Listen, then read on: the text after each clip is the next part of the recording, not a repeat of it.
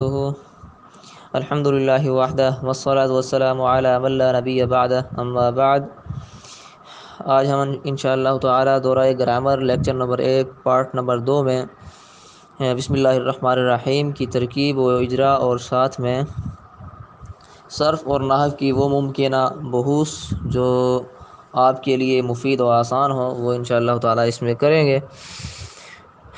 تو احباب طلبہ سے گزارش ہے کہ جو جملہ آپ کو ایک دن پہلے دے دیا جائے تو اس پہ آپ نظر رکھیں، صرف اور نحو کی بحثیں، نحو کے اندر صرف کی کتب کے اندر آپ پڑتال کریں، جانچ پڑتال کریں، تحقیق کریں، اپنا مطالعہ جاری رکھیں۔ کلاس میں آنے سے پہلے اپنا مطالعہ مکمل رکھیں اور ساتھ ساتھ جو جملہ ہو اس کی ترکیب بھی جو آپ کر سکتے ہیں وہ بھی اپنے ذہن میں رکھیں۔ اس کا فائدہ یہ ہوگا کہ جب آپ کلاس میں سبق سنیں گے تو اس سبق کے دوران جو باتیں آپ کے سامنے آئیں گی تو آپ کے ذہن میں آسانی سے بیٹھتی چلی جائیں گی، کیونکہ آپ اس کے متعلق تحقیق کر چکے ہوں گے، وگرنہ تو آپ کے لیے وہ نئی بات اور نئے کلام ہوں گے، لہٰذا آپ پہلے سے مطالعہ کر کے آئیں۔ اچھا جی، ہم بسم اللہ الرحمن الرحیم کی ترکیب کرنے سے پہلے اس کا ترکیبی معنی کر لیتے ہیں۔ ترکیبی معنی یا ترکیب کے اندر جو باتیں آپ کو ذہن میں نہ بیٹھیں آپ اس کو لکھ لیں، آخر میں نحو کی اور صرف کی جو بحث کروں گا اس میں ساری باتیں کھل کر سامنے آ جائیں گی، لہذا مایوس ہونے والی بات نہیں ہے۔ آپ اس کو لکھتے چلے جائیں، جیسے میں بولتا جاؤں آپ اس کو لکھ لیں، اس سے آپ کو بہت فائدہ ہوگا۔ بسم اللہ الرحمن الرحیم، با معنی ساتھ، اسم معنی نام، لفظ اللہ معنی اللہ، الرحمن معنی نہایت رحم کرنے والا، الرحیم معنی بڑا رحم کرنے والا۔ معنی یوں ہوگا ترکیبی، ساتھ نام اللہ کے، ایسا اللہ جو نہایت رحم کرنے والا ہے، الرحیم بڑا رحم کرنے والا ہے، ایسے نام کے ساتھ میں اپنے کام کو شروع کرتا ہوں۔ لہٰذا اس کا سلیس معنی یوں ہو جائے گا، میں شروع کرتا ہوں اللہ کے نام کے ساتھ جو نہایت رحم کرنے والا، بڑا رحم کرنے والا ہے۔ یہ اس کا سلیس معنی بن جائے گا۔ ترکیبی معنی وہ ہوتا ہے جو لفظی طور پہ ترکیب کو سامنے لے کر آئے، اس میں جو ترکیبی لحاظ رکھا گیا ہے وہ سامنے آ جاتا ہے، ترکیب کرتے ہیں۔ با حرف جار، اسم مضاف، لفظ اللہ موصوف، الرحمن صفت اول، الرحیم صفت ثانی۔ لفظ اللہ موصوف اپنی دونوں صفتوں سے مل کر، مضاف الیہ ہوا اسم مضاف کا، اسم مضاف اپنے مضاف الیہ سے مل کر مجرور ہوا با حرف جار کا، با حرف جار اپنے مجرور سے مل کر متعلق ہوا فعل اشرع کے۔ فعل اشرع محذوف ہے، یہ لفظوں میں نہیں ہے، اس کا معنی تو کیا گیا ہے، جیسے میں نے معنی کے اندر یہ معنی کیا تھا کہ میں شروع کرتا ہوں، وہ اسی لفظ کا معنی ہے جو محذوف ہے، اشرع۔ اشرع فعل، اس میں انا ضمیر فاعل، فعل اپنے فاعل اور متعلق سے مل کر جملہ فعلیہ انشائیہ ہوا۔ یہ جملہ فعلیہ کیوں ہے اور انشائیہ کیوں ہے؟ میں نے پارٹ نمبر 1 میں اس بات کی وضاحت کی ہے کہ جو بھی کلام ہو وہ ذات کے اعتبار سے یا تو جملہ اسمیہ ہوگی یا فعلیہ ہوگی۔ شروع میں اسم ہوگا تو جملہ اسمیہ، شروع میں فعل ہوگا تو جملہ فعلیہ۔ اب یہ بسم اللہ، یہ با جار اپنے مجرور سے مل کر متعلق اشرع فعل کے ہوا ہے، اور اشرع فعل جو ہے شروع میں یہ فعل ہے، چونکہ یہ فعل ہے اسی لیے ہم نے اس کو جملہ فعلیہ بنایا ہے۔ دوسرا، اس کو ہم نے انشائیہ کہا، مفہوم کے اعتبار سے، معنی کے اعتبار سے یہ انشائیہ ہے۔ انشاء کی کئی اقسام ہیں جو آپ نے کتب نحو میں پڑھی ہوں گی، ان میں سے یہ دعا ہے۔ دعا انشاء کے طور پر استعمال ہوتی ہے۔ انشاء میں معنی ہوتا ہے کسی چیز کی طلب کا، جبکہ خبریہ جملے میں کسی بات کی خبر ہوتی ہے۔ پچھلے چیپٹر میں اور پچھلے سبق میں وضاحت اس کی ہوئی ہے، لہذا ترکیب میں ہم اس کو جملہ فعلیہ انشائیہ کہیں گے۔ فعلیہ اس لیے کہ شروع میں فعل ہے، انشائیہ اس لیے کہ اس کے کہنے والے کو ہم سچا یا جھوٹا نہیں کہہ سکتے، بلکہ اس میں طلب کا معنی پایا جا رہا ہے اور وہ ہے دعا۔ یہ تھی اس کی ترکیب۔ اس کا اجرا کریں۔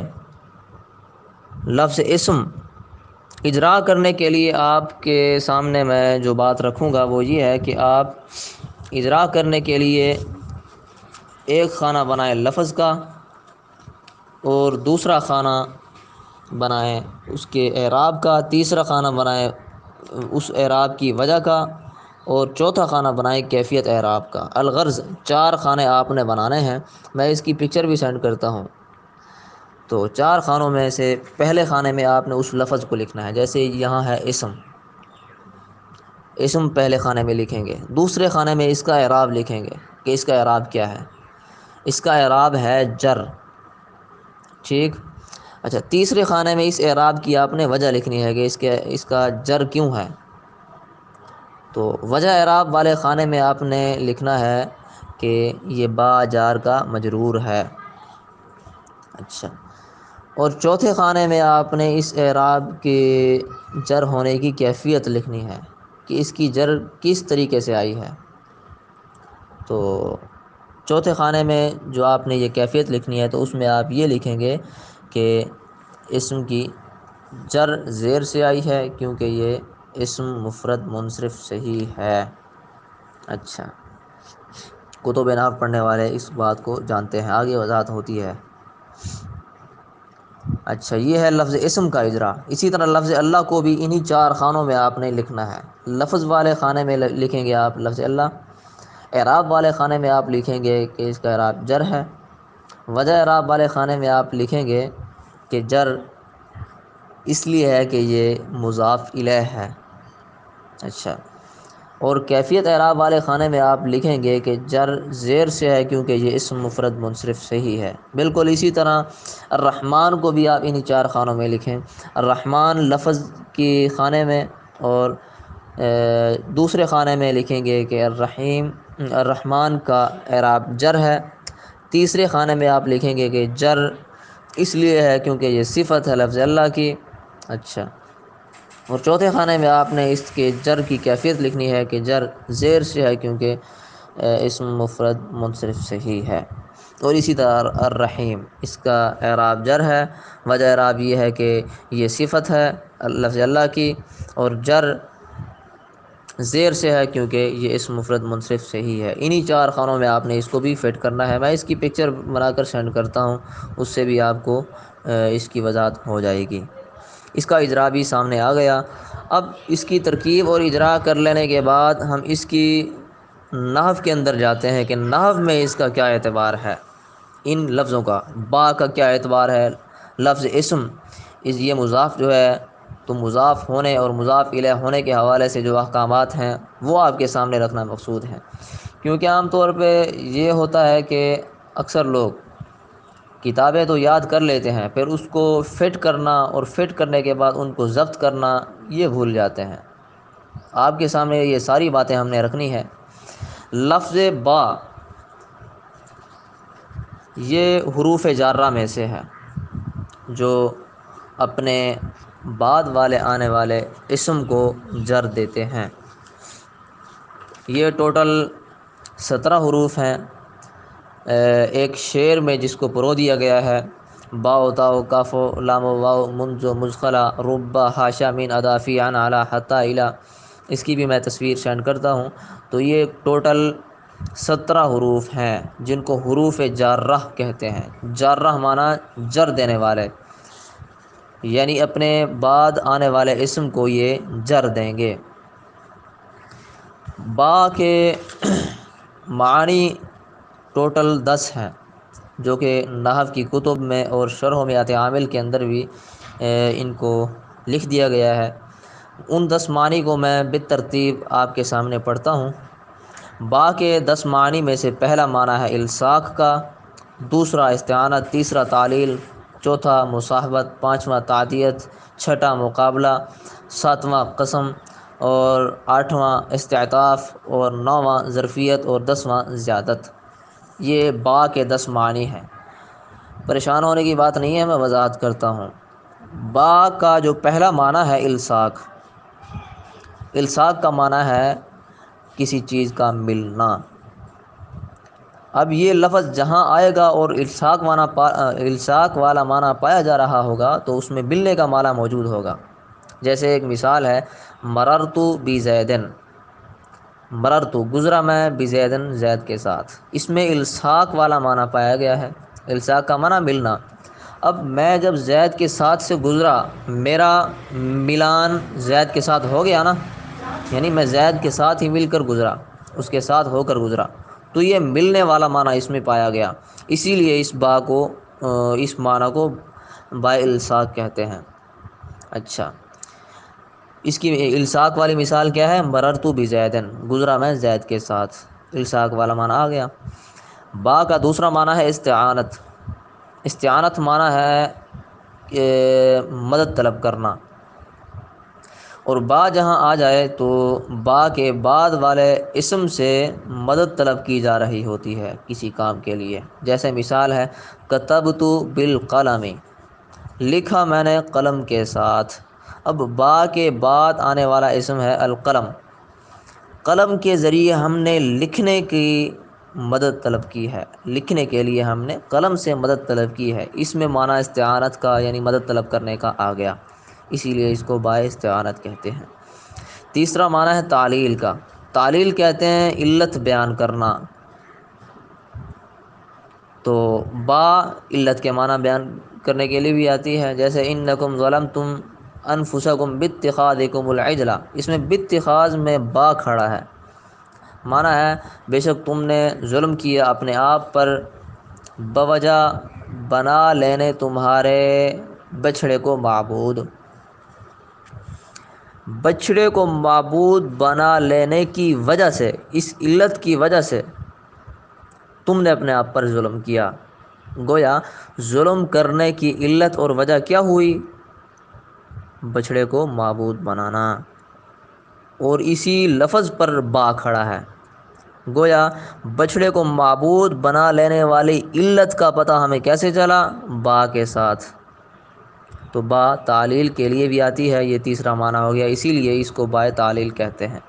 اور با کا چوتھا معنی ہے مصاحبت، ایک چیز کا دوسری چیز کے ساتھ سمٹ کر آنا، یعنی ساتھ ہی آ جانا کسی چیز کا۔ صحبت کہتے ہیں ایک چیز کو دوسری چیز سے ملانا۔ تو مصاحبت، اشتریت الفرس بسرجہ، اس کی مثال ہے، خریدا میں نے گھوڑا اس کی زین سمیت، با معنی ساتھ، اس کی زین کے ساتھ۔ اب دیکھیں کہ گھوڑے کو زین کے ساتھ ساتھ ہی لیا گیا ہے، صحبت یعنی ان دونوں میں پائی گئی ہے، تو اسی لیے اس با کو با مصاحبت بھی کہتے ہیں، یعنی یہ اس کا چوتھا معنی ہو گیا۔ با کا پانچواں معنی ہے تعدیت، یعنی متعدی بنا لینا، لازم فعل کو متعدی بنا لینے کے لیے بھی با آتی ہے، اس با کو با تعدیت کہتے ہیں۔ مثال ہے، ذہب اللہ بنورہم، ذہب لفظ لازم ہے جس کا معنی ہے وہ گیا، لیکن اگر آگے با آ جائے تو اس کا معنی ہوگا وہ لے گیا، ٹھیک؟ تو اس مثال میں ذہب اللہ بنورہم کا معنی ہوا کہ لے گیا اللہ ان کے نور کو، یہ اب تعدیت والا معنی آ گیا اس میں، یہ پانچواں معنی تھا۔ چھٹا معنی با کا ہے مقابلہ، یعنی کسی چیز کے عوض میں کسی چیز کا دینا لینا۔ جیسے اشتریت العبد بالفرس، خریدا میں نے غلام بالفرس، گھوڑے کے بدلے۔ یہاں مقابلے اور عوض کا معنی پایا گیا، اسی لیے با کا چھٹا معنی مقابلہ ٹھہرا، یعنی عوض والا۔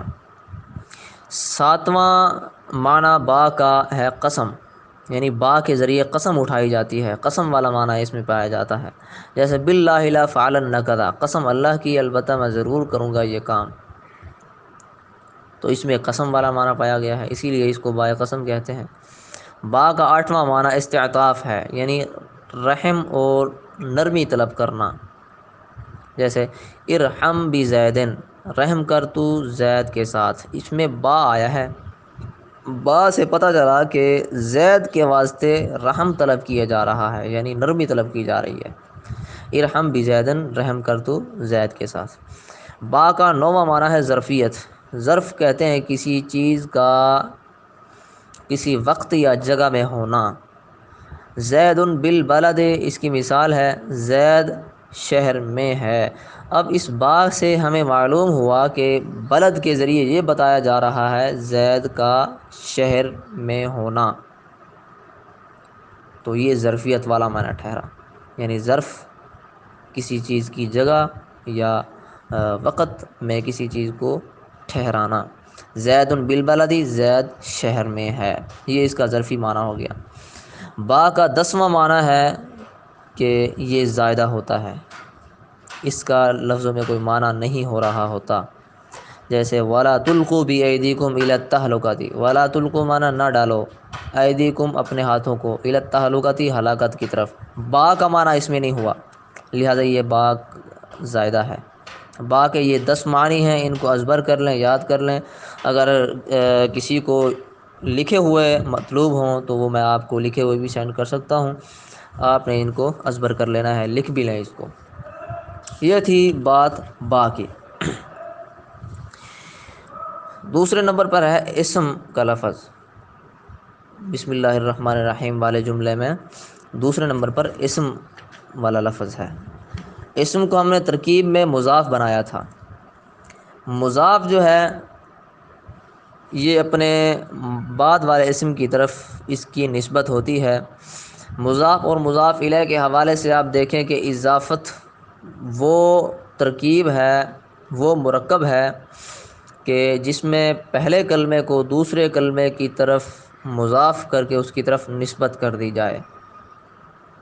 پہلے کلمے کی نسبت دوسرے کلمے کی طرف کر دی جائے، اس روح سے کہ اس میں جملے والا معنی نہ پایا جا رہا ہو۔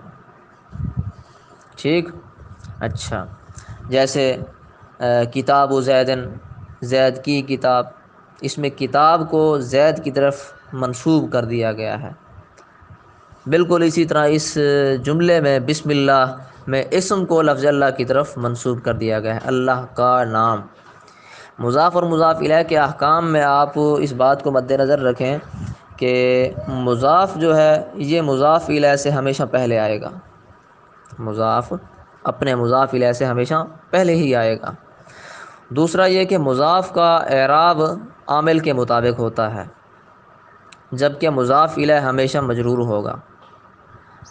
مضاف کا اعراب عامل کے مطابق ہوگا، یعنی اگر مضاف سے پہلے ایسا عامل ہے جو جر دینے والا ہے تو مضاف کو جر آئے گی، اگر پیچھے عامل رفع دینے والا ہے تو مضاف کو رفع آئے گا، اگر پیچھے عامل نصب دینے والا ہے تو مضاف کو نصب آئے گی۔ یہ ہے اس کا قاعدہ، جبکہ مضاف الیہ ہمیشہ مجرور ہوگا، اس کا اعراب ہمیشہ جر ہوگا۔ اچھا جی، اور تیسرے نمبر پر مضاف اضافت سے پہلے ہمیشہ ناکرہ ہوتا ہے۔ مضاف اضافت سے پہلے ہمیشہ ناکرہ ہوگا، اور مضاف الیہ کبھی تو ناکرہ ہوتا ہے اور کبھی معرفہ ہوتا ہے، لیکن مضاف کا ناکرہ ہونا ضروری ہے۔ ٹھیک، اچھا جی، چوتھے نمبر پر مضاف جو ہے یہ الف لام تنوین اور نون تثنیہ اور نون جمع سے خالی ہوتا ہے۔ دوسرے لفظوں میں یوں سمجھیں کہ مضاف پر نہ الف لام آتا ہے، نہ تنوین آتی ہے، نہ نون تثنیہ آتا ہے، نہ نون جمع آتا ہے، تو یہ بھی اس کے لیے ضروری ہے۔ پانچویں نمبر پر مرکب اضافی کے ترجمے میں اردو ترجمے میں عام طور پر کا کی کے والا معنی پایا جاتا ہے، جیسے اس معنی میں میں نے آپ کو بتلایا ہے بسم اللہ، اللہ کے نام کے ساتھ۔ اب بسم اللہ، اللہ کا نام، اللہ کے نام، اس میں کا کی کے والا معنی درمیان میں جب پایا گیا تو ہمیں معلوم ہوا کہ یہ مضاف مضاف الیہ ہے۔ اس بات کو آپ مد نظر رکھیں، شروع میں نے ترکیبی معنی کرایا تھا، اس میں یہ بات سامنے آئی تھی، اسی لیے ترکیبی معنی کرایا جاتا ہے۔ تو بسم اللہ میں کا کی کے والا معنی پایا گیا، اسی لیے ہمیں معلوم ہوا کہ یہ اضافت والا معنی ہے۔ ٹھیک، اچھا جی، چھٹے نمبر پر اردو ترجمے میں مضاف الیہ کا ترجمہ مضاف سے پہلے کرتے ہیں، جیسے اسم مضاف ہے اور اللہ مضاف الیہ ہے، معنی ہم کرتے ہیں اللہ کے نام کے ساتھ۔ عربی میں اسم پہلے ہے، لفظ اللہ بعد میں ہے، لیکن اردو ترجمے میں معنی الٹ ہوگا، اللہ کا نام۔ کتاب و زیدن مثال ہے، تو کتاب پہلے ہے زید بعد میں ہے، لیکن اردو ترجمے میں الٹ معنی ہوگا، زید کی کتاب۔ قانون سمجھ آ گیا؟ جو بات کسی کو سمجھ نہ آئے وہ گروپ میں دوبارہ پوچھ سکتا ہے، بلا کسی جھجک پوچھ سکتا ہے، ہم انشاءاللہ تعالی وضاحت سے اس بات کو سمجھائیں گے مثالوں کے ساتھ۔ اچھا جی، یہ تھی مضاف اور مضاف ہونے والی بات۔ لفظ اللہ یہ موصوف ہے، اور الرحمن اور الرحیم یہ دونوں لفظ اللہ کی صفتیں ہیں۔ موصوف صفت کس چیز کو کہتے ہیں؟ دیکھیں، مرکب توصیفی وہ مرکب ہے جس میں دوسرا جز پہلے جز کا کوئی وصف بیان کرے۔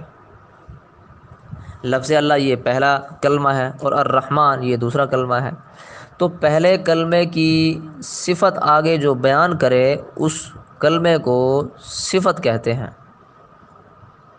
اس میں دیکھیں لفظ اللہ کی وصف بیان ہو رہی ہے رحم والی، کہ اللہ رحم کرنے والا ہے۔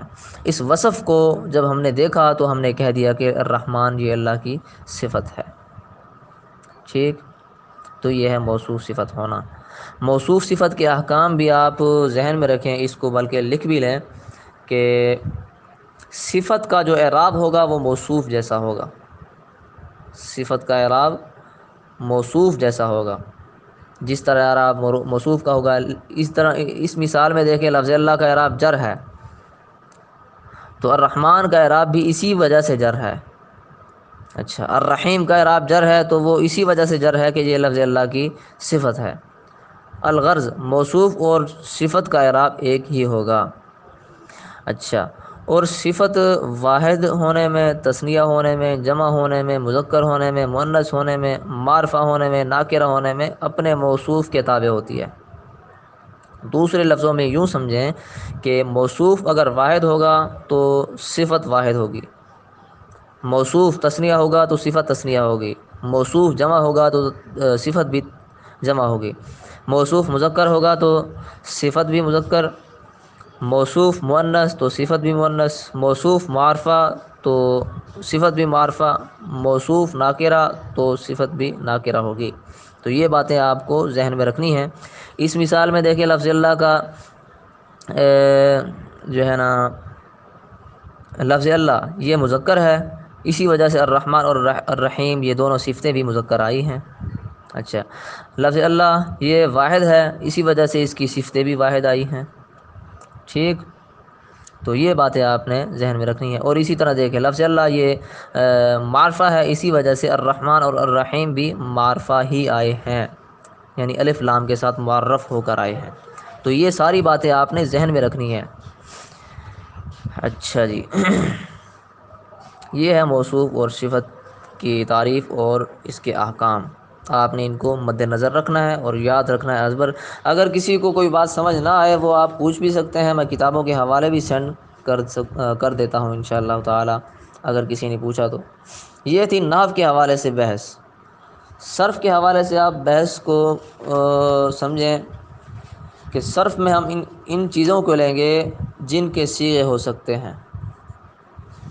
لفظ اسم ہے، اس کا بھی صیغہ ہے، لفظ اللہ ہے، اس کا بھی صیغہ ہے، لفظ الرحمن اور الرحیم ان کے بھی صیغے ہیں۔ جو جو صیغے ہو سکتے ہیں ان صیغوں کو ہم حل کر کے ایک الگ نوعیت میں لے آئیں گے جس کو ہم علم صرف کا نام دیتے ہیں۔ اب لفظ اسم ہے، اس کا صیغہ ہم نے حل کرنا ہے علم صرف کے اندر۔ صیغہ حل کرنے کے لیے میں آپ کو ایک پیج دوں گا گروپ کے اندر، اس پیج میں آپ نے ساری چیزیں دیکھ لینی ہیں، حل کیا ہوا آپ کو اس میں مل جائے گا۔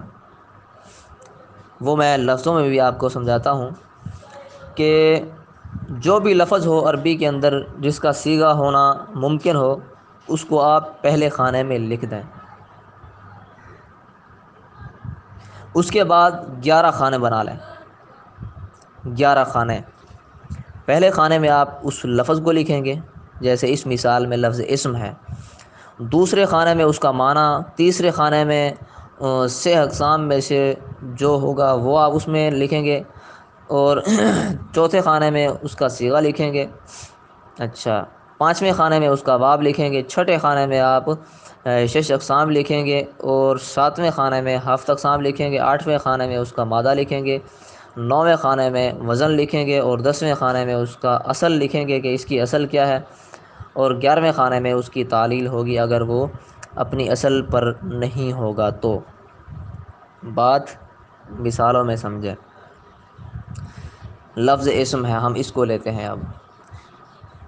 اس کا معنی ہے نام۔ اچھا، سہ اقسام میں سے یہ جامد ہے۔ سہ اقسام کہتے ہیں اسم، فعل اور حرف، یہ تین قسمیں ہیں جن کو سہ اقسام کہا جاتا ہے۔ کلمے کے اندر، جملے کے اندر یا تو لفظ اسم ہوگا یا فعل ہوگا یا حرف ہوگا، تو یہ سہ اقسام کہلاتے ہیں۔ اگر اسم ہوگا تو آپ لکھیں گے کہ یہ اسم ہے، فعل ہوگا تو آپ فعل لکھیں گے، حرف ہوگا تو آپ لکھیں گے کہ یہ حرف ہے۔ تو سہ اقسام میں سے لفظ اسم یہ اسم ہے، یعنی یہ فعل بھی نہیں ہے اور نہ ہی حرف ہے، بلکہ یہ اسم ہے۔ اسم ہونا ہمیں کیسے معلوم ہوا؟ اس وجہ سے کہ یہ مضاف ہے۔ آپ کو میں نے بتایا کہ نحو کے اندر اسم کے خاصے، فعل کے خاصے اور حرف کے خاصے آپ یاد رکھیں، ذہن میں رکھیں، اس سے آپ کو اسم، فعل اور حرف کا تعین اور پہچان آسانی سے ہو جائے گی۔ اچھا، اگلا خانہ ہے صیغے کا۔ اس میں آپ نے لکھنا ہے کہ یہ واحد مذکر ہے۔ اس سے اگلا خانہ ہے باب کا۔ چونکہ یہ لفظ اسم جامد ہے، اس وجہ سے اس کا کوئی باب نہیں ہے۔ اگر فعل ہوتا یا مشتق ہوتا تب اس کا باب بنتا، لیکن یہ اسم جامد ہے جس وجہ سے اس کا کوئی باب نہیں ہے۔ شش اقسام والا خانہ ہے آگے، اس خانے میں آپ نے لکھنا ہے کہ یہ ثلاثی مجرد ہے، کیونکہ لفظ اسم یہ وسمن سے ہے، اور واو سین میم بقول دوسرے سم ون سے مشتق ہے، سین، میم اور واو، اور یہ تین ہے، اسی وجہ سے ان کو ثلاثی مجرد کہا جاتا ہے۔ اچھا، لفظ اسم کو شش اقسام کی بحث میں آپ نے لکھنا ہے کہ یہ ثلاثی مجرد ہے، اور ہفت اقسام والے خانے میں آپ نے لکھنا ہے کہ یہ ناقص واوی ہے، کیونکہ اس کی اصل مادہ جو ہے وہ سین، میم، واو ہے، اور واو یہ لام کلمے میں ہے، اور جس کلمے کے لام کلمے میں حرف علت ہو تو اس کو ناقص کہتے ہیں۔ اگر وہ حرف علت واو ہو تو ناقص واوی کہتے ہیں، اگر وہ حرف علت یا ہو تو ناقص یائی کہتے ہیں، لیکن یہاں واو ہے اسی لیے ہم نے کہا کہ یہ ناقص واوی ہے۔ اچھا، اگلا خانہ ہے وزن کا۔ آپ نے لکھنا ہے کہ یہ افعن کے وزن پر ہے۔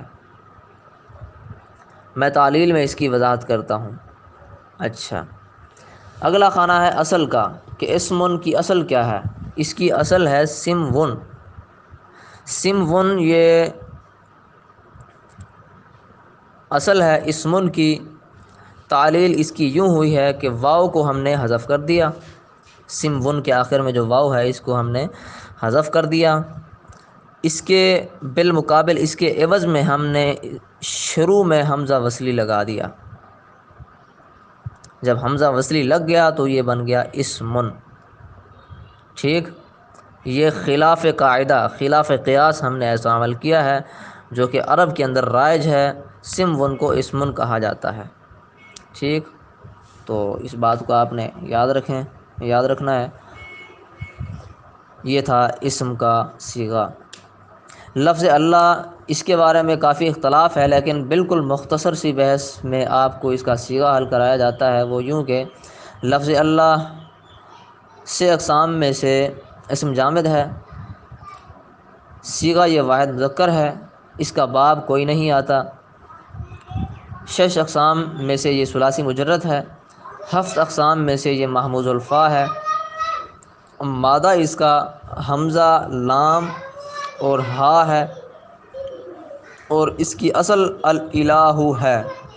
الالہ، الالہ لفظ تھا، اس کے حمزہ مفرد متحرک ہے، کیونکہ دیکھیں الالہ میں حمزہ جو ہے اس پر کسرہ ہے، اور ہے بھی یہ اکیلا، مفرد کا معنی اکیلا ہے، متحرک کا معنی اس پہ حرکت ہے، اور حرکت ہے کسرہ والی۔ اس کا ماقبل ساکن ہے جو کہ لام ہے، الہ، اس حمزے سے پہلے لام آیا ہے الف لام والا، تو یہ لام ساکن ہے، اسی لیے ہم نے کہا کہ حمزہ مفرد متحرک ماقبل ساکن ہے۔ حمزہ مفرد متحرک ماقبل ساکن ہے تو قاعدے کی روح سے حمزہ کی حرکت لام تعریف کو دے دی، پھر حمزہ حذف کر دیا، تو یہ بن گیا الہ، الہ، یہ اس کی شکل بن گئی ہے۔ اب تصویر میں آپ اس کو غور سے دیکھیں۔ اچھا، پھر دو متحرک ہم جنس حرف لام ایک کلمے میں جمع ہوئے، دو لام ہے نا، دو لام اکٹھے ہو گئے ہیں اور جنس بھی ان کی ایک ہے، تو ان کا ماقبل متحرک ہے، اسی لیے ہم نے پہلے لام کو جو کہ ساکن ہے، پہلے لام کو ساکن کیا، پہلے لام کو ساکن کر کے دوسرے میں ہم نے اس کو مدغم کر دیا، یعنی ملا دیا، اب یہ مشدد بن چکا، جس کی شکل یہ بن گئی اللہ، الہ سے اللہ، یہ اس کی اصل شکل بن گئی ہے۔ اچھا جی، ایک اور ہے الرحمن، اسی جملے میں سے ایک لفظ ہے الرحمن، جس کا معنی ہے نہایت رحم کرنے والا۔ سے اقسام میں سے یہ اسم مبالغہ ہے، صیغہ یہ واحد مذکر کا ہے، باب اس کا ہے سامیہ، سامیہ اسماء کے باب سے یہ رحم یرحم آتا ہے۔ شش اقسام میں سے یہ ثلاثی مجرد ہے، ہفت اقسام میں سے یہ صحیح ہے، مادہ اس کا را حا میم ہے، اس کا وزن فعلان ہے اور یہ اپنی اصل پہ ہے، اس میں کوئی تعلیل وغیرہ نہیں ہوئی۔ بالکل اسی طرح الرحیم میں بھی کوئی تعلیل نہیں ہے، الرحیم کا معنی ہے بڑا رحم کرنے والا۔ سے اقسام میں سے یہ اسم مبالغہ ہے، صیغہ واحد مذکر ہے، باب اس کا سامیہ اسماء کے وزن پر رحم یرحم آتا ہے۔ شش اقسام میں سے یہ ثلاثی مجرد ہے، ہفت اقسام میں سے یہ صحیح ہے، مادہ اس کا را حا میم ہے، وزن فعیل کا ہے، فعیل رحیم، اس کی اصل اور تعلیل کوئی نہیں ہے۔ جو باتیں آپ کو سمجھ نہ آئی ہوں وہ آپ گروپ کے اندر پوچھ سکتے ہیں، انشاءاللہ تسلی بخش آپ کو جواب ملے گا اور مثال کے ساتھ جواب دیا جائے گا۔ جو باتیں آپ نے اس میں پڑھی ہیں ان کو آپ تصویروں میں بھی دیکھیں، میں پکچر ابھی سینڈ کرتا ہوں۔ اللہ تعالیٰ آپ کا اور میرا حامی و ناصر ہو، اللہ المستعان۔ السلام علیکم۔